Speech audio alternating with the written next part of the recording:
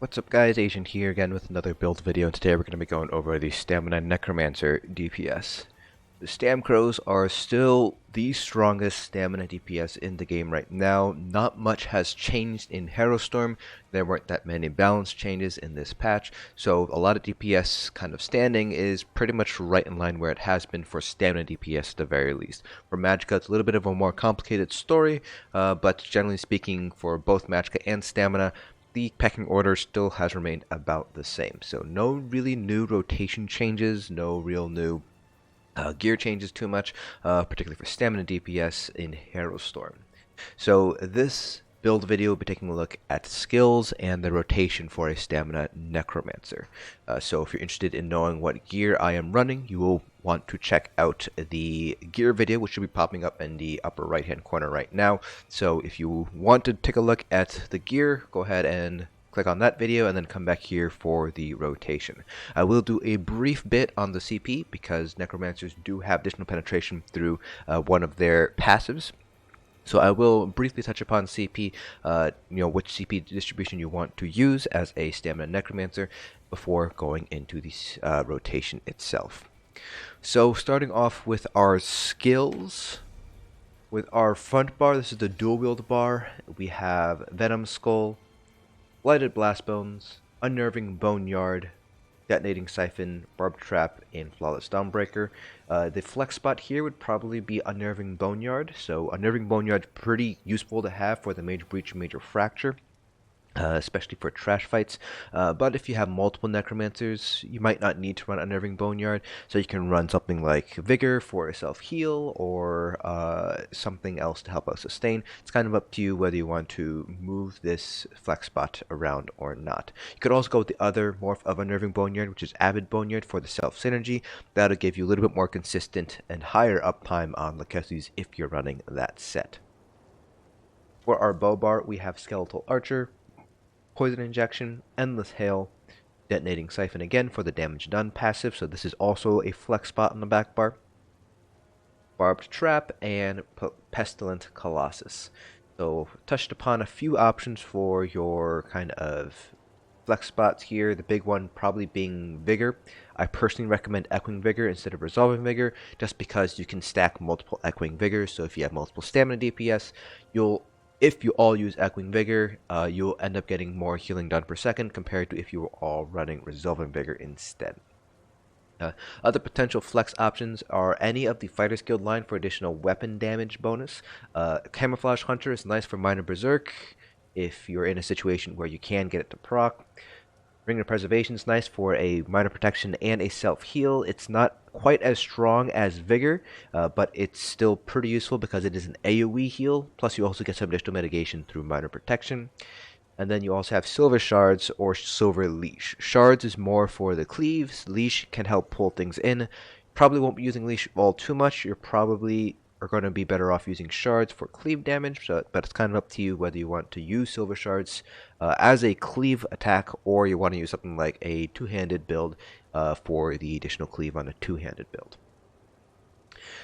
Beyond that, you also might want to consider running Shadow Silk for the Black Widow synergy. While it's not as strong as it used to be, it's still essentially free damage, so always worth running that.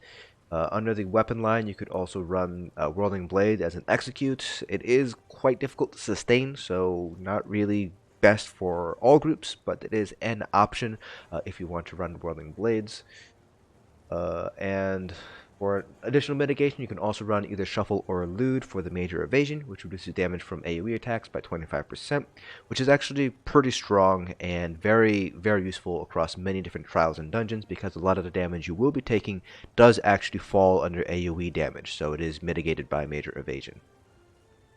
Now, if you want some additional sustain, there is actually one option here, and that's called Mortal Coils. This restores stamina while you're siphoning a corpse, so it basically works the same way as Detonating Siphon, where you need a corpse and it'll basically siphon health from the corpse, but it also restores stamina as well. Now, I have found that you don't really need to run this to sustain in a full raid environment. On a dummy even, you don't necessarily need to run this in order to get the stamina sustain. But if you really need the stamina, then you can run Mortal Coil as a flex spot there. Just bear in mind that you do need to target a corpse, so you will probably have to be mindful of when you use this compared to when you use Detonating Siphon. So just keep that in mind before you decide to run this ability. Now, really quickly, I'm going to touch upon the champion points. So we do have some additional penetration through Dismember. We will normally have a Gravelord ability active, so it's any of the front bar skills essentially is a Gravelord passive, Gravelord ability, so you will pretty much always have the additional 1500 penetration. This does mean you can shift some CP points around, and you can even, if you'd like, shift some traits around too. So we're still running Sharpened here, but if you want to basically move your penetration from Sharpened into your CPs instead, then you could do that, and you could run something like Precise on the offhand instead of Sharpened. So you have a few options here when it comes to penetration. But for this particular CP setup, I'm assuming that you're still running Sharpened as your offhand. So for blue CPs, the big change is going to be from piercing, so you won't need as many points into piercing. So recall that we had 60 points into piercing in the generic gear video, but here we only need 35 because we don't need as much piercing because we do have the additional 1500 penetration. So this does change your CP point setup a little bit. So we have 64 Mighty, 61 Precise Strikes, 44 Thaumaturge, 66 Master at Arms.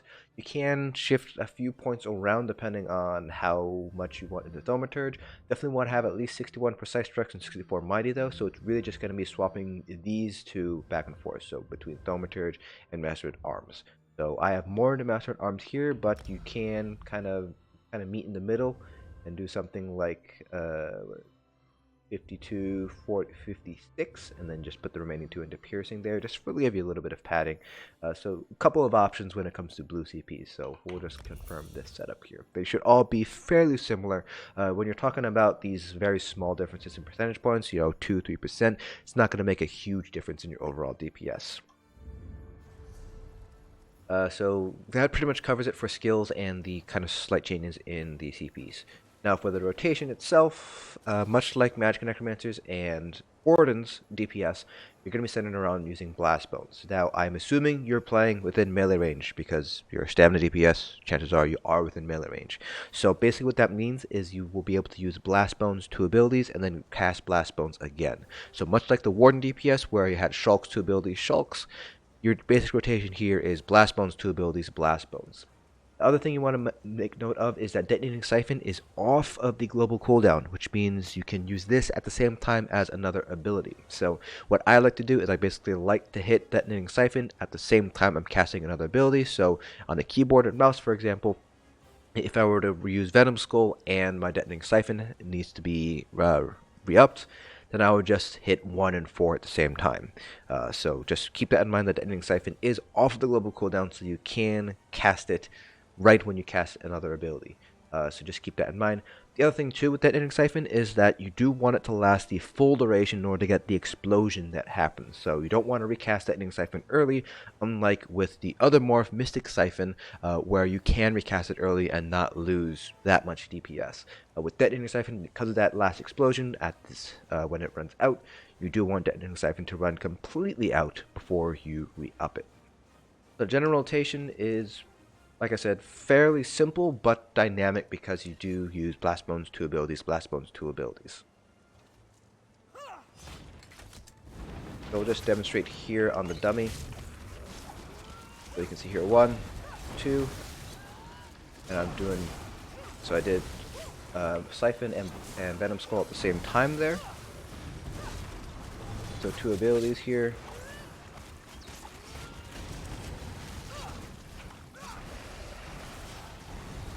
Oh yeah, one other thing I do want to mention with Siphon is that it works very, very awkwardly with Boneyard, so try not to use Boneyard and Detonating Siphon at the same time. It just kind of bugs out a little bit and you won't be able to get the Boneyard to go off. Well, that's a general rotation for Stamina Necromancer. So again, it's Blastbones 2 abilities, Blastbones 2 abilities.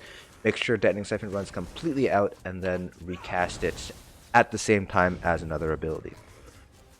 Then for your Colossus, just use it whenever it's up. Just be mindful of when you need to use it, because if the boss is on the cooldown for major vulnerability, Obviously, you don't want to use Colossus. The whole point of running the Colossus is to get the major vulnerability debuff, so if the enemy's immune to it, there's obviously no reason to use the Colossus. Now, you should be able to track it on PC with something like Holder Reflexes. There are probably a few other add-ons you can use to track the immunity to major vulnerability, but Holder Reflexes is arguably the easiest to use. For consoles, unfortunately, you will have to basically figure out a way to time it yourself, maybe something like a kitchen timer or a stopwatch or something.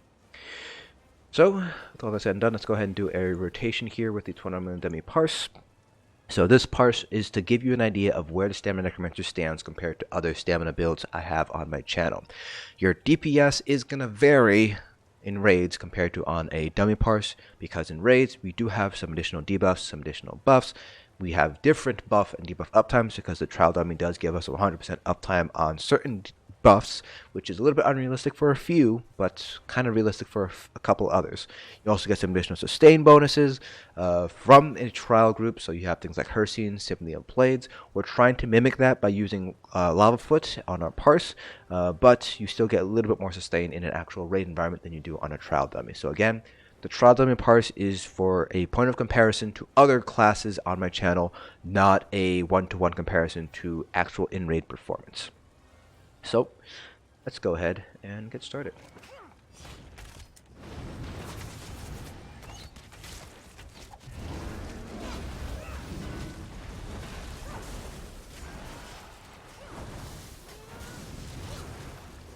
Again, Blastbones 2 abilities.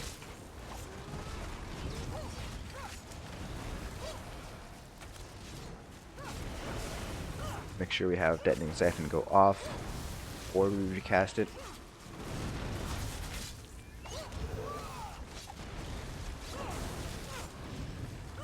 It went off.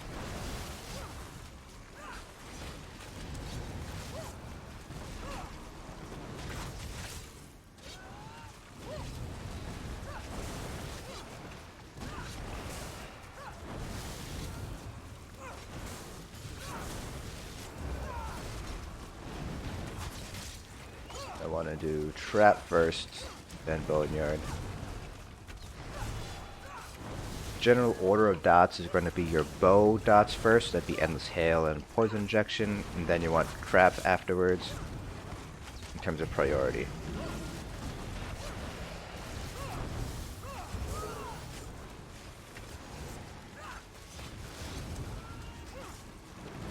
Oh, I forgot to bash. Forgot I'm wearing Maarselok, so I got a bash.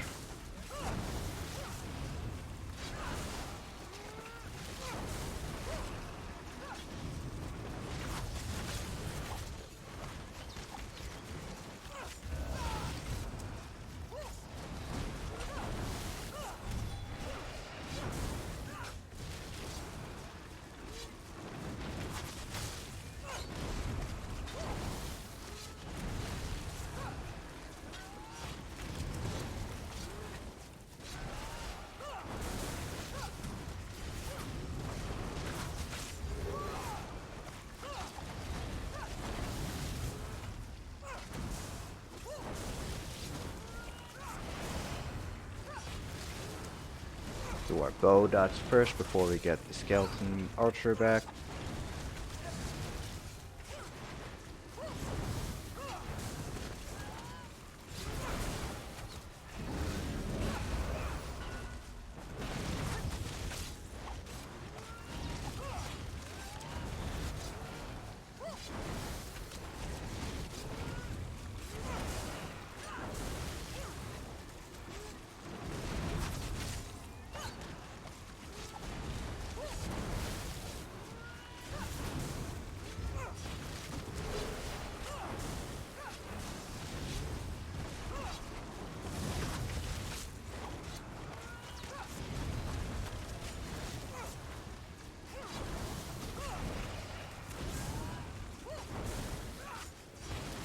Feel bad for not bashing to start the parse now.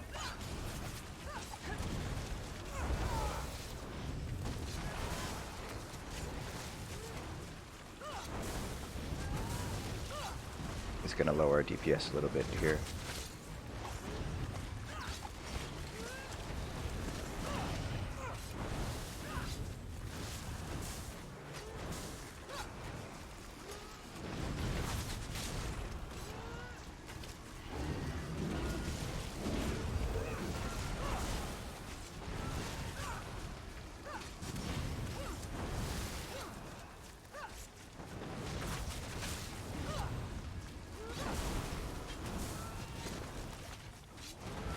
Gotta try not to cast Siphon at the same time as Boneyard because it does sort of mess things up a little bit.